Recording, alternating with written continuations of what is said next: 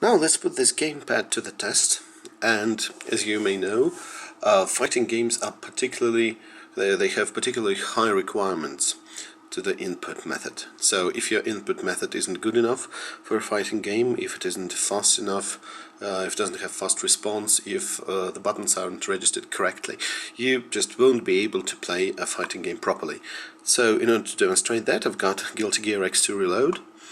This game actually uses the native direct input, so we don't even have to emulate an Xbox 360 controller or a keyboard, so it just runs perfectly as is.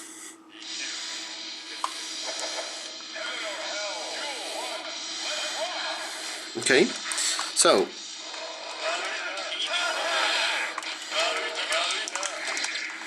I don't know any specific moves for this character, so let's check them, by the way. Oh, can we? Ah, okay. Here it is. Here is the command list. Down forward punch, for instance. Let's try that. Okay. Was it a special move? Yes, it was. It is a special move. So it's executed in a really simple manner. Just this quarter circle motion, and that's it. Down forward. Okay. Right. So as you can see, it does work. The lag is minimal, so the button input registers correctly, and yeah, that's perfect. That's actually maybe the best test of a gamepad fighting game. Even with a keyboard, with many keyboards, you're not able to properly play a fighting game, because sometimes it's not able to register many buttons pressed at once, but here we don't see any problems at all. Next up is something different. It's a game called Legend of Grimrock. This game tries to imitate the classical computer RPG games, and it's actually so well thought. I mean, it's even designed for tablets, you can say. So here we go. Alright, we get it. Don't want to watch intro.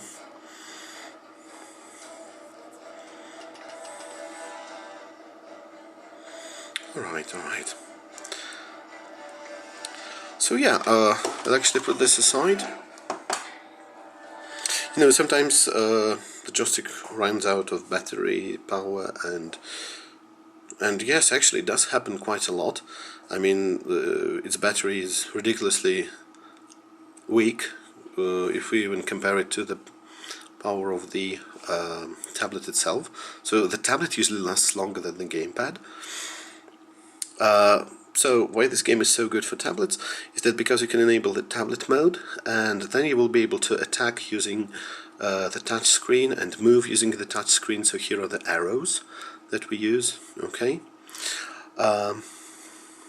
One thing I find a little bit strange about this game is that it's not very responsive to the input.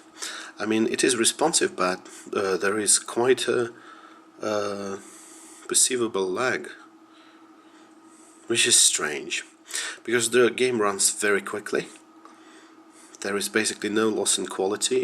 It runs in the native resolution, and we set most of the details to high.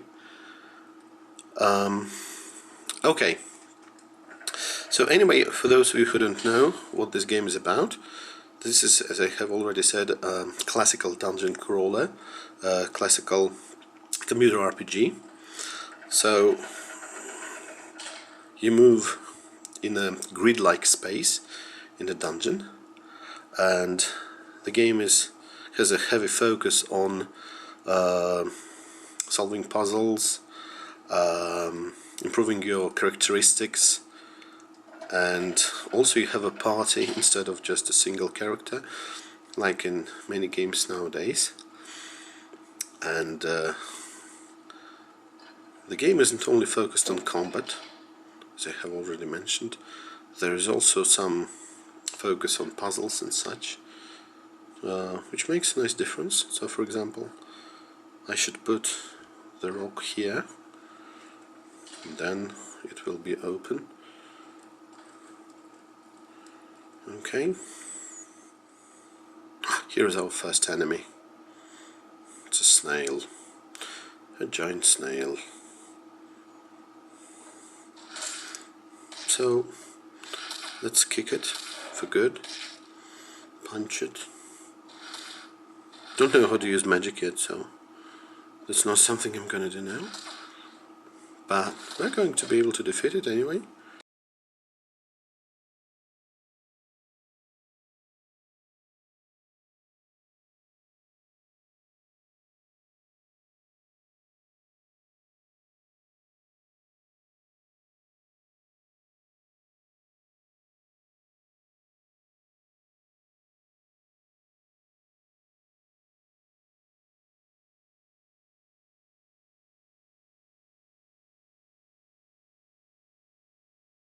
Okay, so that's Legend of Grimrock for you. Again, I would talk about perfect compatibility, even without a controller, which is really pleasant. The next game is Deus Ex Invisible War. Now, this game is considered by many to be one of the weakest Deus Ex games, and probably for a good reason. But anyway, it's just nice to see whether it works or not. And you will see that it is a good game to play on your tablet. There are no glitches or whatsoever.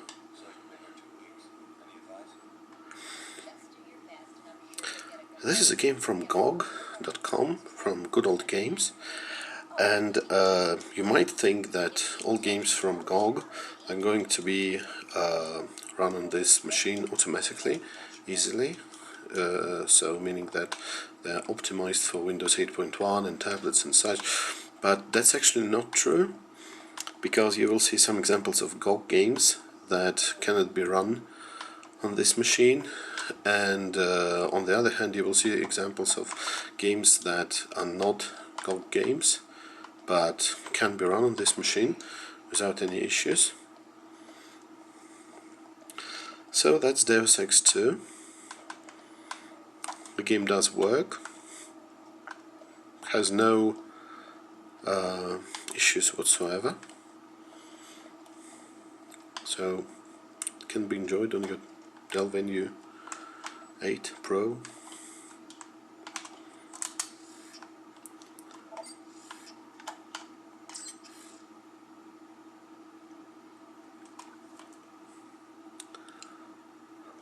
Next one. That's an example of a GOG game which doesn't run so well, and for this reason I consider it to be barely playable, well, almost unplayable. It's a game called Darkstone. It's a Diablo-style action RPG, released in year 2000, and for some reason, it doesn't work. It doesn't work with good frame rate. So, for example, yeah, it actually can be useful to use touch controls. Here we have got different optimization settings, so we can turn everything off. For example, reflections, texture filtering and such. But as you will see, it's not going to help us. Okay. So let's start a game with a couple of characters. Okay. Right, so here we go. And as you can see, the frame rate is simply terrible. What is that, like 15 frames a second? Maybe. monastery dedicated to following the goddess Caliph. Okay. And there's nothing we can do to improve that. You see all these low poly characters, all these minimal distance where you don't have any fog, because after that you already have some fog, because drawing distance is crucial for some early 3D games such as this one. And mind you, the game is running in a native, as far as I can understand, Microsoft Windows format. It's not emulated, so it's not a DOS game, for example. And I don't know, for some reason it's extremely slow. For those who want to play Darkstone, they can actually use PlayStation 1 emulator, because the game is available for PS1, and play it like that. But in Tale of Two Sons, which is an indie game, quite a recent one, if I'm not mistaken, from 2013. And here I had to fiddle with some settings manually, actually. I had to go and do some things to the config file, because the game is using the Unreal Engine, yeah, as you can see. And I manually disabled some effects. I manually disabled ambient occlusion, motion blur, if I'm not mistaken, and something else. And these options actually weren't available in the options menu itself.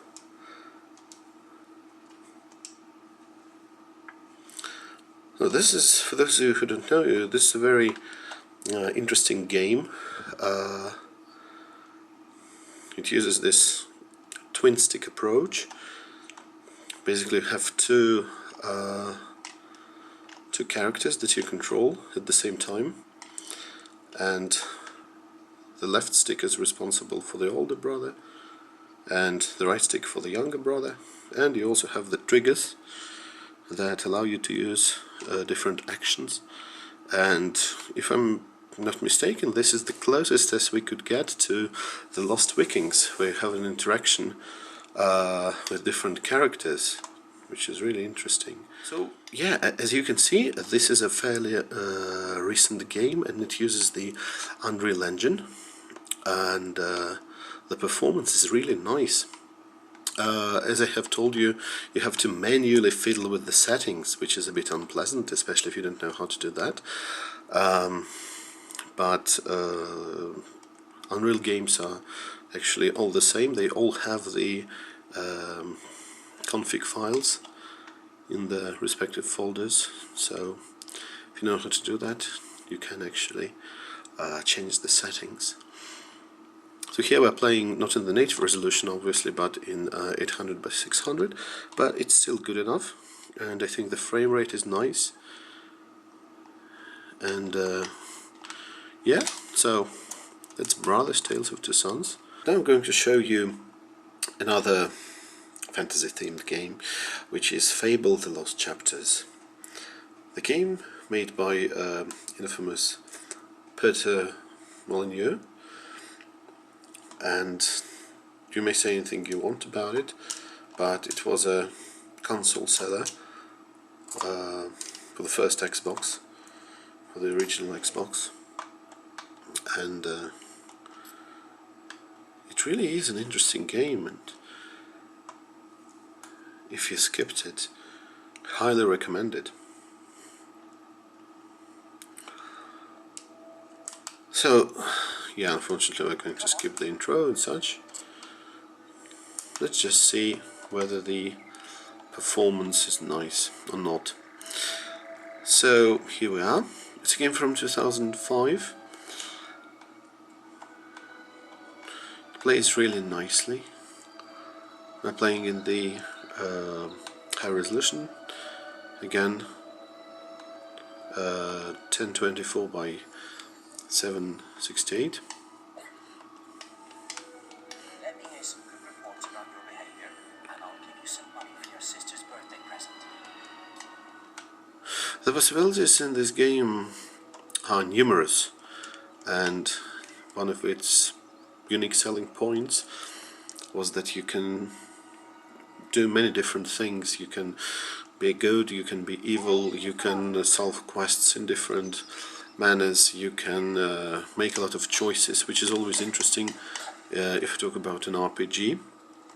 And based on that, your character will change, people will react differently to this character, and even the appearance will change. So actually it's really an interesting game. It's really a game where you can be immersed. Some hardcore RPG fans decide that it's not a real RPG, I'm just dealing with this brat. He was irritating me, playing with my stuff. but it's quite interesting anyway. I want more pocket money next week. Actually, this game has so many different buttons that you have to map that you will have to omit some of the functions if you want to play it on a gamepad.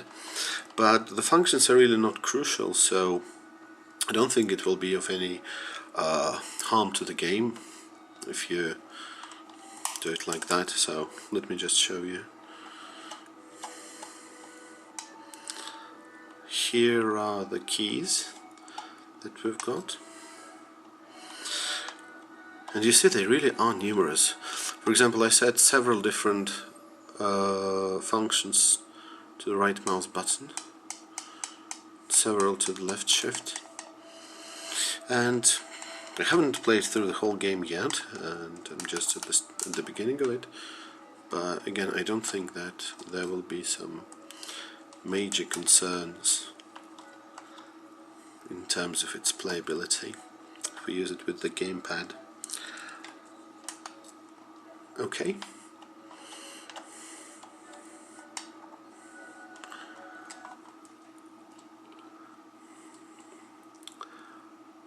Next one is an indie game called Feist, and it just came out. It came out maybe a couple of weeks ago, and we're going to use it with Xbox 360 controller emulator. And you will see that even a very modern game, a very new game, released in 2015, may have no performance issues. Because you see, it's not only about the complexity of the game, not only about how, for example, how high the resolution is, or how high the resolution of textures is, or how many polygons there are. Well, actually this one is a 2D game anyway, but as we have seen, it's not really about the complexity of the game in many cases. In many cases it's just about its compatibility, about some reasons that maybe sometimes do not depend on the developer at all. This one, as far as I know, is using Unity engine, and it shows some nice degree of compatibility with our device.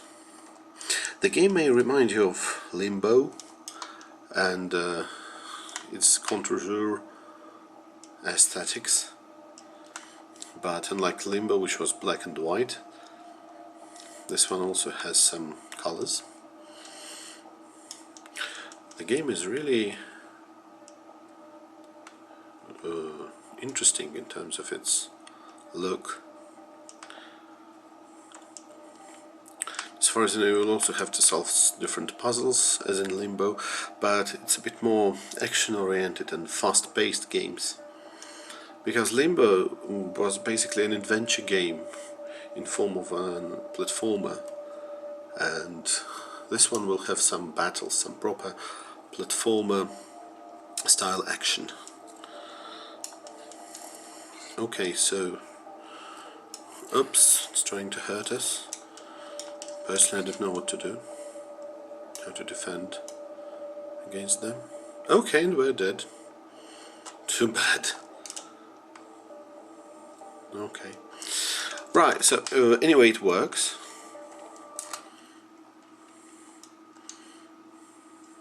What's really interesting is that I wasn't able to run the GOG version of this game. For some reason it couldn't recognize the joystick I'm using, but this one can. Okay, next game, Dust and Elysian Tale. Again an indie game, you might have heard of it. Quite a popular one. And in this case, again, we're going to be using X input. Okay.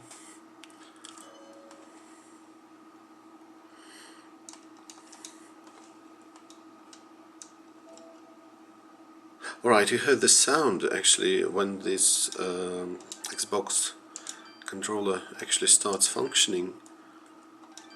This emulator it gives you the sound, so you actually can know whether it launched correctly or not. Okay.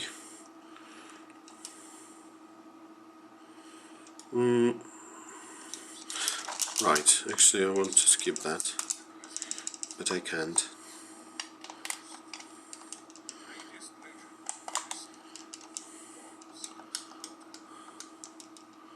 Instead of that,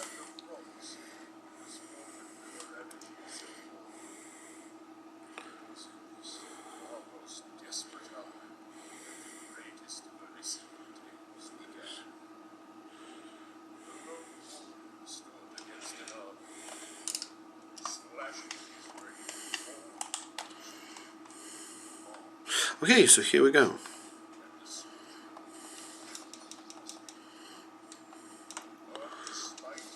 I had to turn down some settings a little bit, even though we're still using the highest resolution possible. I had to disable some of the effects, but again, this is something that can be sacrificed easily, because remember, you're getting some proper PC gaming experience. This is such an important thing, because for example, owners of the Nvidia Shield have to wait for their favorite game to be converted, and in many cases it will never be converted to the Android platform, even though the hardware is very, very powerful. Actually, I think that the Nvidia Shield is more powerful than this one, but the thing is that this one is a PC, it's a proper PC computer. Okay.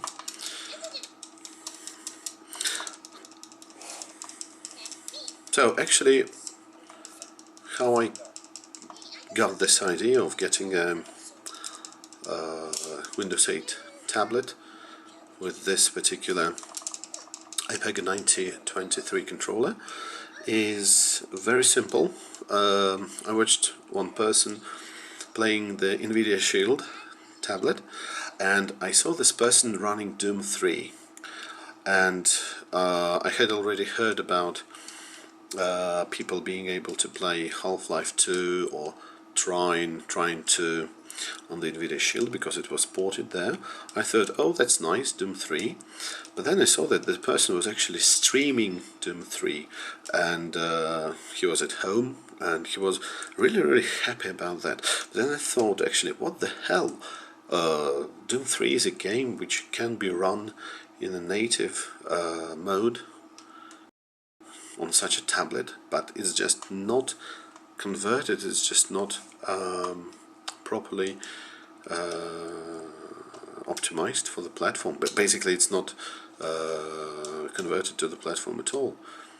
And this is the only reason why he cannot play Doom 3 on his tablet, and it made me very sad. Actually, it made me sad that people are being sold something that they shouldn't be sold. Why should you be so happy about streaming? It's just a basic function of getting video to your system. You know, I can do it with my phone, no problem.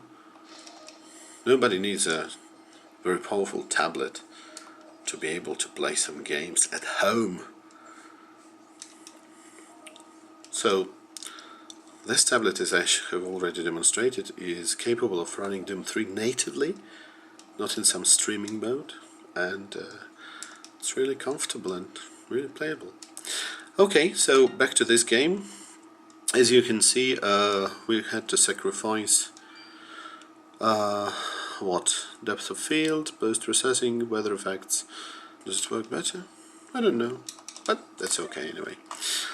Right, I've got a couple more games to show you. Now here's a game which is considered disappointing by many people.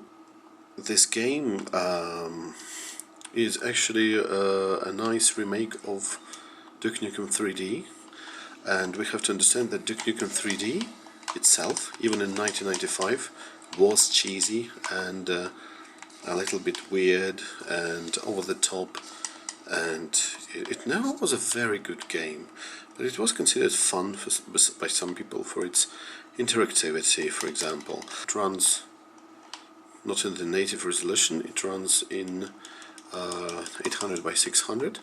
Some scalability options are enabled. So the first thing I usually do, as I have already told you, is to disable the effects. So at first I disable the effects, then I usually disable shadows and anti-aliasing, and then if it doesn't help, I lower the resolution, then lower the textures and model quality, and then if it doesn't help, I go to ultra low resolution, and ultra low resolution is something I don't like, and perhaps I will show you a couple of games how they run in this ultra low resolution, and by that I usually mean 600 by 400 if I'm not mistaken, or 640 by 400, something like that. It's a low resolution for the white screen, but I've been able to play Ultra Street Fighter 4 without any performance issues. I was even able to play it online using that mode, but of course very low resolution looks horrible on tablet. The screen is small, that's true, but you're holding it very close to your eyes, so as a result it doesn't look nice. You still understand that you actually sacrifice a lot when you put your game into very low resolution. Okay, yeah, so that's not a very interesting episode of Duke Nukem. And yes, it begins with some toilet humor. The first thing you do in the game is piss. But again, it was very notable for its high interactivity. Basically, you could do anything in the game. Not anything, but you can interact with any object. And it was very early days of 3D. With the real 3D, I mean, like Quake. Duke Nukem 3D wasn't actually 3D, it was 2D in 3 dimensions, as I should say. So anyway, you get the idea of the performance of the game. So it is playable, It's not perfect by any means, but it is playable. So here we go. Okay, you got the idea. This game is playable, and I'm listing it as one of playable games. And the final thing we're going to see today is Guacamole. You can expect it to run perfectly. It does run perfectly, honestly. So there we go.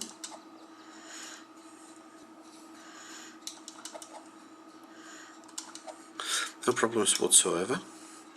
Highest quality. Maybe some small scrolling issues. I mean, scrolling isn't as smooth as it could have been, but that's okay anyway. Right, so that's Guacamole. Definitely playable. Definitely no problem here.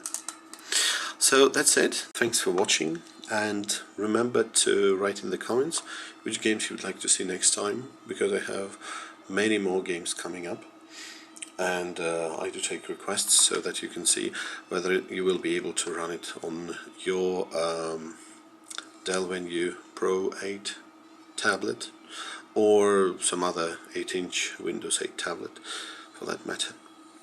So once again, thanks for watching. Bye.